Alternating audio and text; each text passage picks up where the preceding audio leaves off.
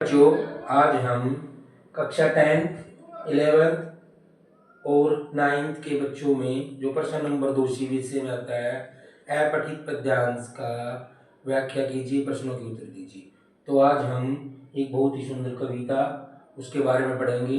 कविता का नाम है चेतक की वीरता और ये वर्णन हल्दी घाटी युद्ध का है, 18 जून 1576, 450 साल पहले। अभ्यास कार्य है। कविता की रचयिता श्याम नारायण पांडे।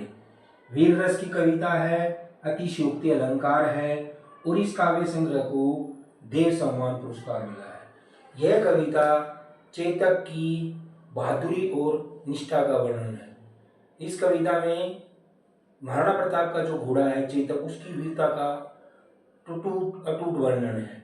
जैसे कविता है, रणबीच चौकड़ी भर भर कर चेतक बन गया निराला था, राणा प्रताप के घोड़े से पड़ गया हवा का पाला था। गिरता न कभी चेतक तन पर, राणा प्रताप का कोड़ा था, वह दौड़ रहा अरी मस्तक पर, या आसमान पर घोड़ा था। इस प्रकार पंक्तियां हमारे CBSE के पेपर में आती हैं, प्रश्न नंबर 2 10 नंबर का। तो पहले आपने इस पंक्तियों की लाइनों को अच्छे ढंग से पढ़ना है, उसके वर्णन को समझना है, भाव को समझना है, कवि क्या कह रहा है। जिसमें श्याम नारायण पांडे ने चेतक की वीरता का वर्णन किया है। तो वीर रस की कविता है, अतिशयोक्ति अलंकार है। अब हम आते हैं प्रश्नों पर। अभ्यास कार्य है, प्रश्न आपने अपने आप खुद करने हैं। मैं समझा रहा हूँ, जैसे आपने कविता पढ़ ली, उसका वर्णन है। निराला कौन बन गया था, तो आपने कविता के अनुसार उसका उत्तर देना है कि निराला कौन बन गया था।